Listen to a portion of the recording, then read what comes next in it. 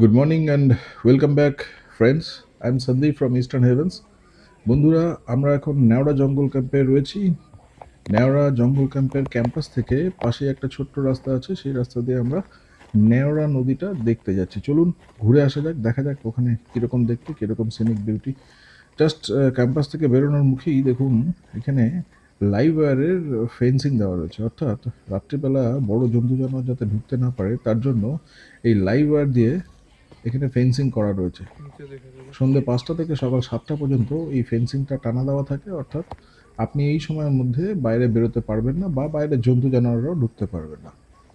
তো চলুন বন্ধুরা এগিয়ে যাওয়া যাক, দেখা যাক কীরকম পরিবেশটা। দেখুন বন্ধুরা, যে রাস্তাটা দিয়ে যাচ্ছে একটা মাটির রাস্তা, মানুষের চলাফেরা করতে করতে রাস্তাটা হয়ে গেছে। বাদিকে বেশ গভীর জঙ্গল, বড় বড় গাছ রয়েছে, আর ডান দিকটা দেখুন উন্মুক্ত প্রান্তর, একটা বড় সবুজ একটা তৃণভূমির মতো রয়েছে। একটা ছোট মতো একটা জলাশয় রয়েছে এখানে। আমরা সবাই অ্যাজ এ টিম রাস্তাটা দিয়ে এগিয়ে যাচ্ছি নেওড়া নদীটাকে দেখার জন্য।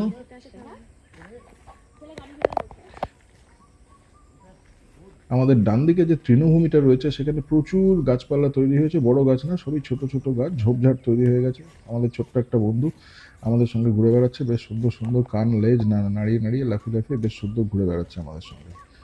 তো এই যে তৃণভূমিটা দেখুন, এখানে বেশ ঝোপঝাড় তৈরি হয়েছে, গত 5-7 দিন ধরে বেশ বৃষ্টি হচ্ছে। বৃষ্টি হওয়ার ফলে এখানে বেশ ঝোপঝাড় গজিয়ে গেছে। এখন এখানে দেখুন বাদিকটায় প্রচুর বড় বড় গাছ রয়েছে এবং বেশ জঙ্গলটা বেশ গভীর, তার দিকটাও বেশ গভীর, কিন্তু বড় বড় গাছ নেই, অর্থাৎ এটা তৃণভূমি বা গ্রাসল্যান্ড। দেখুন এখানে প্রচুর পরিমাণে ফার্ন গাছ রয়েছে, ফার্ন গাছের পাতাগুলো দেখলেই আপনি চিনতে পারবেন, কিন্তু ফার্ন গাছের সঙ্গে আরও এক ধরনের গাছ রয়েছে, যেটা ফার্ন গাছের পাতাগুলোর মাথাটা সোজা থাকে, ওই গাছের পাতাগুলো একই রকমের দেখতে, কিন্তু মাথাটা আপনার গুটিয়ে থাকে, কুকুরের লেজের মতো গুটিয়ে থাকবে। ওগুলোকে বলা হয় ঢেঁকির শাক, বাঙালিদের খুব প্রিয় শাক। এই অঞ্চলে প্রচুর পরিমাণে এই ধরনের শাক পাওয়া যায়। তো বন্ধুরা, কথা বলতে বলতে আমরা প্রায় নদীর ধারে চলে এসেছি। নদীটি মোটামুটি চর পড়ে গেছে, ওই পাশ দিয়ে একটা সরু ফালির মতো জল বয়ে যাচ্ছে, বেশ সুন্দর লাগছে নদীটাকে দেখতে। কিন্তু নদীটার নাম হচ্ছে নেওড়া নদী, নেওড়া রিভার। এই নদীটা হিমালয় পাহাড় থেকে এসছে এবং এসে সোজা নিচে নেমে, অর্থাৎ প্লেন ল্যান্ডে নামার পরে সোজা গরুমারা ফরেস্টের মাঝখান দিয়ে বয়ে যাচ্ছে। অর্থাৎ এই নদীটার ওই পাশেও যেমন জঙ্গল রয়েছে, এই পাশটাও তেমন জঙ্গল রয়েছে। আপনাদের হয়তো আগেই বলেছি যে আমরা নেওড়া জঙ্গল ক্যাম্পে রয়েছি, নাইট স্টে করেছি। এই নেওড়া জঙ্গল ক্যাম্পটা হচ্ছে পশ্চিমবঙ্গ সরকারের ফরেস্ট ডিভিশনের একটা অংশ, এবং এটা মোটামুটি জঙ্গলের মধ্যে 8-10 কিলোমিটার গভীরে গিয়ে এই অ্যাকোমোডেশনটা রয়েছে। তো বেশ একটা থ্রিলিং ফিলিং হয় এখানে থাকলে, বিশেষ করে সকালে এবং সন্ধ্যেবেলায়।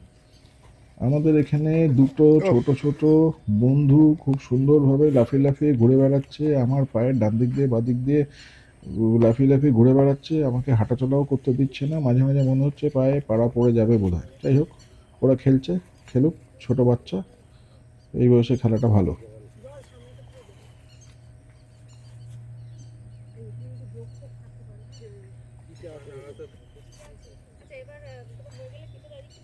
নিচে নেমে গেল, দুটোই নিচে নেমে গেল, সব মিলিয়ে জলে পড়লেই হয়ে গেল। আমাদের সঙ্গে থাকতে থাকতে ওদের এখন এত আনন্দ হচ্ছে, চারিদিকে লাফিয়ে লাফিয়ে বেড়াচ্ছে। আরেকজন চলে গেল গভীর জঙ্গলে। যাই হোক, গভীর জঙ্গলটা বেশ ভালোই লাগে, আমারও বেশ ভালোই লাগছে, সকলেরই বেশ ভালোই লাগছে, সবাই এনজয় করছে। চারিদিকে সবারই হাতে মোবাইল নিয়ে সবাই ছবি তুলে যাচ্ছে। এই যে দূরে যেটা দেখছেন, এইটা হচ্ছে নেওড়া জঙ্গল ক্যাম্পের মধ্যে অবস্থিত একটা অ্যাকোমোডেশন, যেটা কিনা গভর্নমেন্টের লোকেরা সার্কিট হাউসের মতো ইউজ করে থাকে, অর্থাৎ ফরেস্ট ডিপার্টমেন্টের লোকেরা সার্কিট হাউসের মতো ইউজ করে থাকে। দেখুন কি সুন্দর লাগছে নেওড়া নদীটা, বিস্তীর্ণ একটা নদী। যাই হোক বন্ধুরা, এবার ফিরে যাওয়ার পালা। আজকেই আমাদের এখান থেকে বেরিয়ে যেতে হবে, অর্থাৎ চেক আউট করে আমরা কলকাতার পথে রওনা দেবো। আমরা XUV 500 নিয়ে এখানে এসেছিলাম, এখন ওই গাড়িতে করেই আবার ফিরে যাব। তো শেষ মুহূর্তে কিছুটা জঙ্গল সম্পর্কে কিছুটা একটা আবহাওয়া পাওয়ার জন্য আমরা একটু নেওড়া নদীর ধারে চলে এলাম, হেঁটে হেঁটে একটু দেখে নেওয়ার চেষ্টা করছি যে কীরকম বেশ লাগছে এই অঞ্চলটা।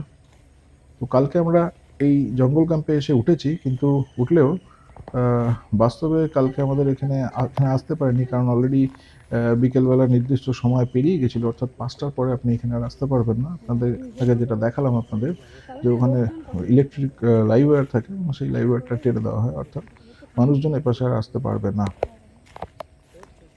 তো আজকে সকালবেলা 7টার পরে ওটা খুলে গেছিলো এবং এখন আমরা এলাম। এখন মোটামুটি টাইম হচ্ছে 8:30। আমরা ব্রেকফাস্ট করে মোটামুটি রেডি গাড়ি স্টার্ট দেওয়ার জন্য। জাস্ট স্টার্ট দেওয়ার আগেই আমরা এখানে একটু ঢুকে পড়লাম, দেখে নিলাম জায়গাটা কেমন লাগে। আপনারাও দেখে নিন আমাদের সঙ্গে। আবারও চলে এসছে আমাদের বন্ধু, আমার সামনে লাফিয়ে লাফিয়ে দৌড়ে দৌড়ে হেঁটে বেড়াচ্ছে। প্রচুর এনার্জি, এই বয়সে এনার্জি থাকাটা ভালো, হয়তো আপনাদেরও ছিল, আমারও ছিল।